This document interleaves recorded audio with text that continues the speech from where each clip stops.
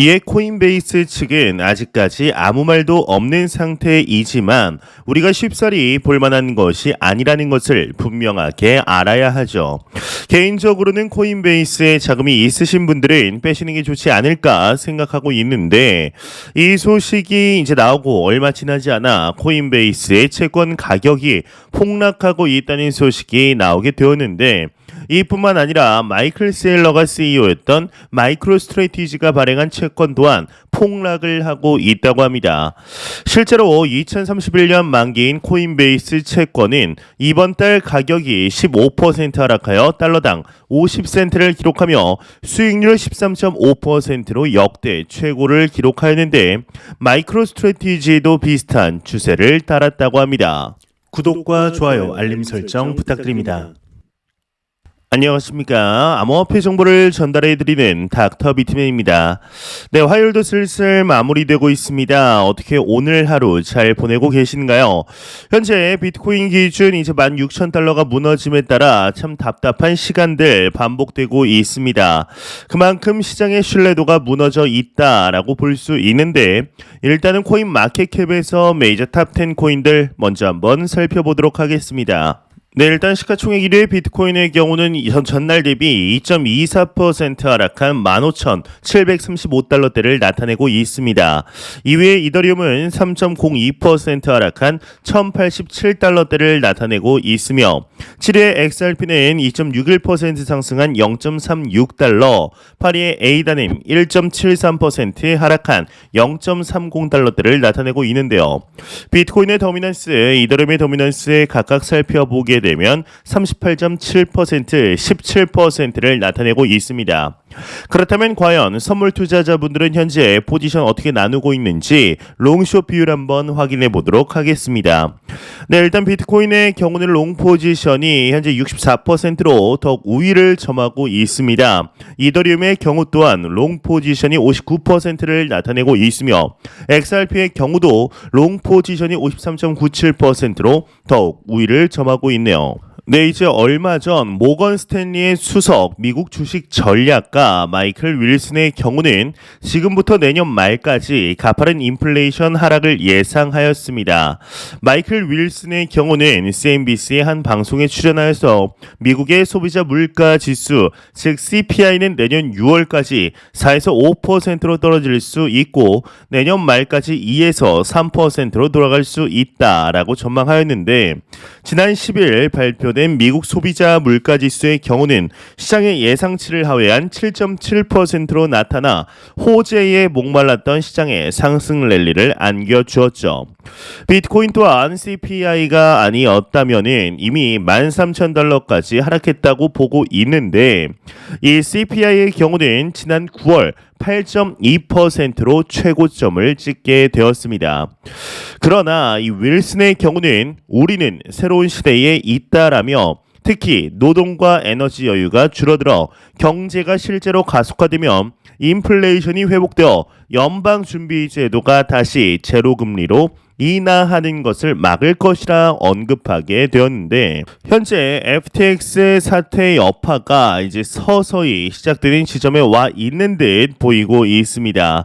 이게 이제 디지털 커런시 그룹의 자회사 제네시스의 경우는 FTX 파산 신청 이후 유동성 위기를 맞아 암호화폐 거래 플랫폼 바이낸스의 잠재적 투자에 대한 협상을 포함하여 최소 10억 달러의 신규 자금 조달을 모색해 왔으나 아직까지 자금 조달이 이루어지지 않고 있다고 보도하였는데, 이 제네시스 관계자의 경우는 현재 이메일을 통하여 즉각적인 파산 신청을 할 계획은 없다라고 밝히게 됩니다.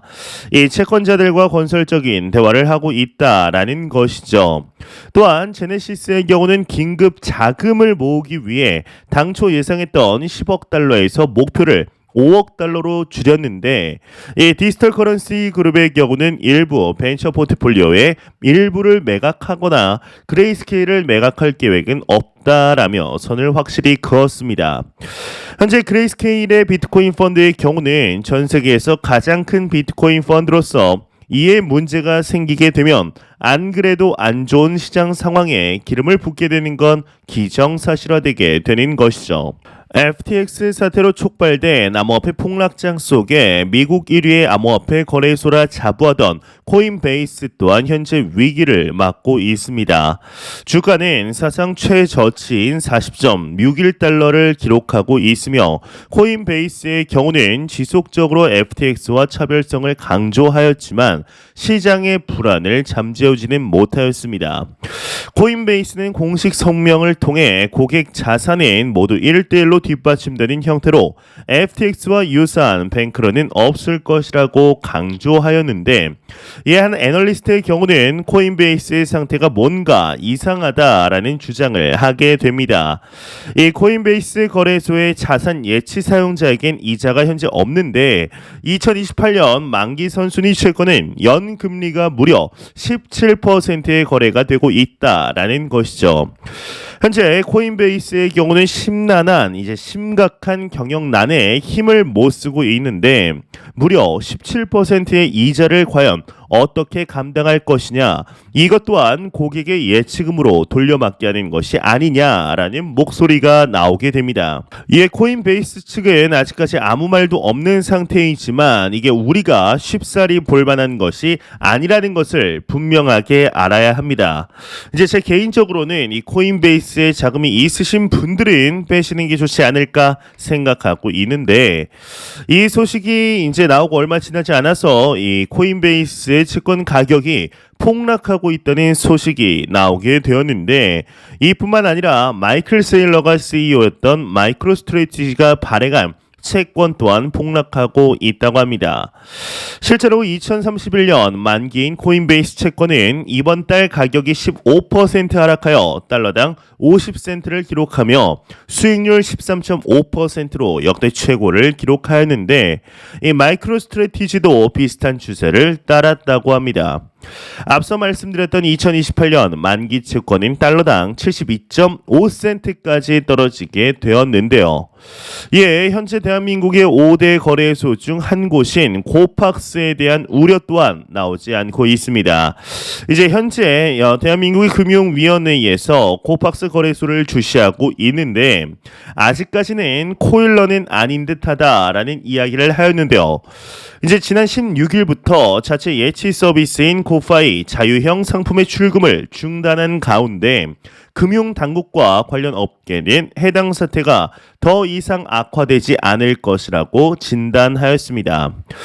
예, 코팍스의 경우는 홈페이지를 통해 추가 공지를 하였는데 급격한 시장의 불안정성으로 코파이 자유형 상품 잔고 전액에 대해서 제네시스 트레이딩에 이제 상환을 요청하였으나 제네시스에서 신규 대여와 상환의 잠정 중단을 발표함에 따라 이행되지 않은 상태라며 곧 만기가 도래하는 고정형 상품의 만기 준수 여부 역시 불투명한 상태라고 밝히게 됩니다. 그냥 이제 쉽게 말해서 코파이 자금을 출금할 수 없다라는 것인데, 해당 우려에 대해서 금융당국과 업계 관계자들의 경우는 기우일 가능성이 크다라고 입을 모으고 있습니다. 이제 FTX 사태를 일으킨 코일러니 조짐을 당국이 현재 실시간으로 확인한 결과 크게 유의미한 변화는 없었으며 문제가 발생하더라도 국내 생태계에 큰 영향을 줄 규모가 아니라는 분석에서인데요. 금융위 관계자의 경우는 이 코파이 출금 지연 사태가 발생한 직후 현재까지 시간 단위로 지켜보고 있으나 평상시와 다를 바 없는 상황이라며 현재 상황을 주시하고 있는 입장에서 이번 사태는 중립적으로 봐도 될 것 같다라고 이야기를 하고 있습니다.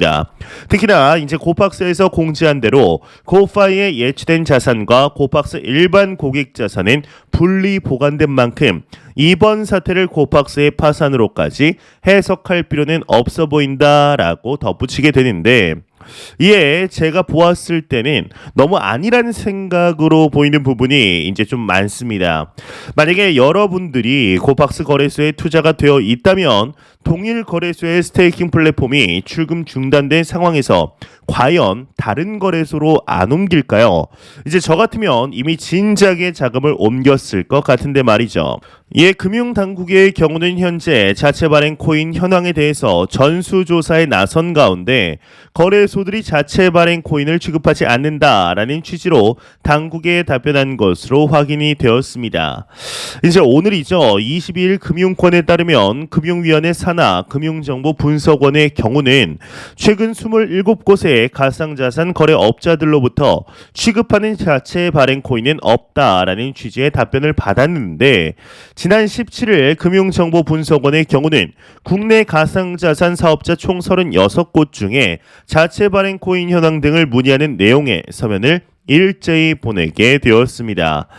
현재 신고된 가상자산 사업자의 경우는 총 36곳으로 거래소 27곳, 커스터디 9곳으로 구분되고 있는데 5대 거래소 대표들의 경우는 관담회를 통해서 사업자의 가상자산 발행이 제한되어 FTX와 같은 사건이 국내에서 발생하기 어렵다라고 확실하게 선을 긋고 있습니다. 이 외에 다른 거래소들은 현재 안전한 듯 보이고 있지만 그럼에도 제 자산은 현재 대부분이 콜드 월렛에 들어가 있는 상태입니다.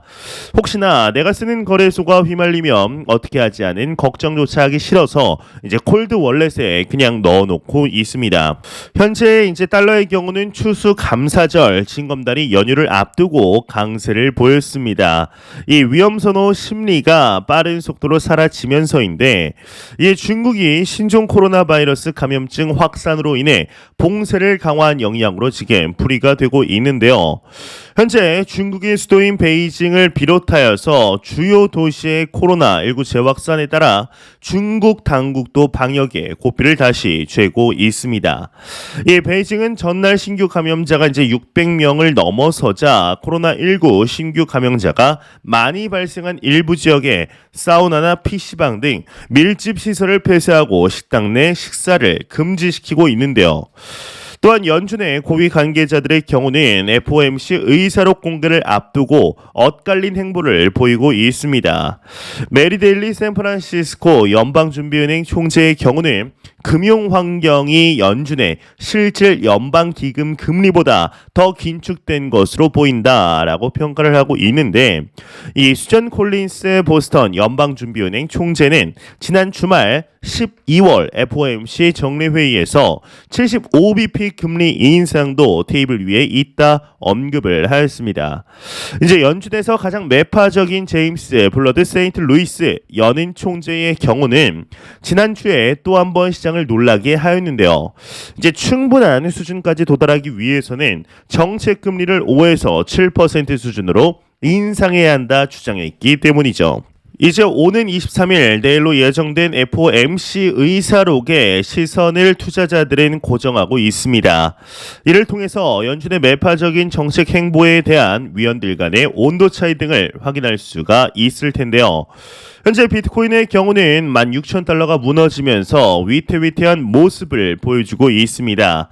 16,000달러가 무너졌다는 것이 상당히 의미 있는 수치인데 이 비트코인 자체에 대한 신뢰도 또한 신규 투자자들 사이에서 많이 무너졌다는 것을 뜻하기 때문이죠. 이 비트코인 홀더 50%가 현재 손실 안에 있는데 이러한 상황에서 거래소까지 무너지니 이 코인 자체를 사기라고 생각하는 것 또한 전혀 무리가 아닌 것이 사실입니다. 현재 상황에서 최악을 가정해 보자면 8천에서 1만 달러까지 하락하는 것입니다. 이제 평균 30% 정도의 추가 하락을 예상하는 것인데 알트코인은 50% 더 빠지는 것이죠. 이렇게 미친 하락을 지속하는데도 여전히 상승을 이야기한다고 하면 사람들은 욕을 합니다. 시장이 어려울 때 투자자들이 격양되는 것은 충분히 이해가 갑니다. 그렇지만 하락한다고 숏을 치면 안 되죠. 숏 치다가 롱 뚝배기 빔 한 방에 청산당하는 그림은 그리 어렵지 않게 볼 수가 있습니다. 이 크립토 마켓에서 최선의 대응이라고 한다면 결국 좋은 코인을 담고 기다리는 것이 최선의 대응이라고 볼 수 있습니다.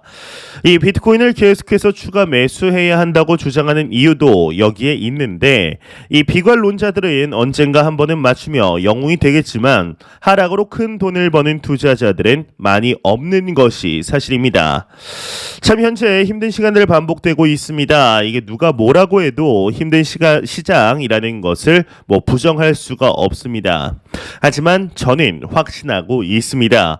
결국엔 이 시장이 더욱 성장할 수밖에 없다라는 것을 말이죠. 지금보다 가격이 더 하락을 하면 정말로 1만 달러 아래로 하락하게 된다면 그때 현재 남아있는 투자자분들의 절반은 무너지게 될 것입니다. 그렇게 무너졌을 때 참 잔인하게 비트코인은 모두가 탑승하지 못하는 속도로 상승을 하게 됩니다. 과거에도 그랬고 다가올 미래에도 똑같을 것입니다. 그렇기 때문에 항상 말씀드리지만 절대로 이 시장을 단기적인 시각으로 바라보지 마시고 장기적인 시각으로 또한 오랜 시간 동안 함께 할 수 있는 여유 자금을 통하여 투자를 진행하시길 진심으로 바라 보겠습니다. 제가 준비해온 소식 여기까지입니다. 영상이 도움이 되셨다면 구독과 좋아요 그리고 광고 한 편만 처음 듣기까지 처음부터 끝까지 다시 한번 시청 부탁드립니다. 이 채널은 오직 광고 수익으로 운영이 되게 됩니다. 항상 영상 시청해 주시는 시청자분들 구독자분들 너무나 감사드립니다. 오늘 남은 시간 잘 마무리하시길 바라면서 저는 더욱 도움이 되는 영상으로 찾아뵙도록 하겠습니다. 지금까지 닥터 비트맨이었습니다. 감사합니다.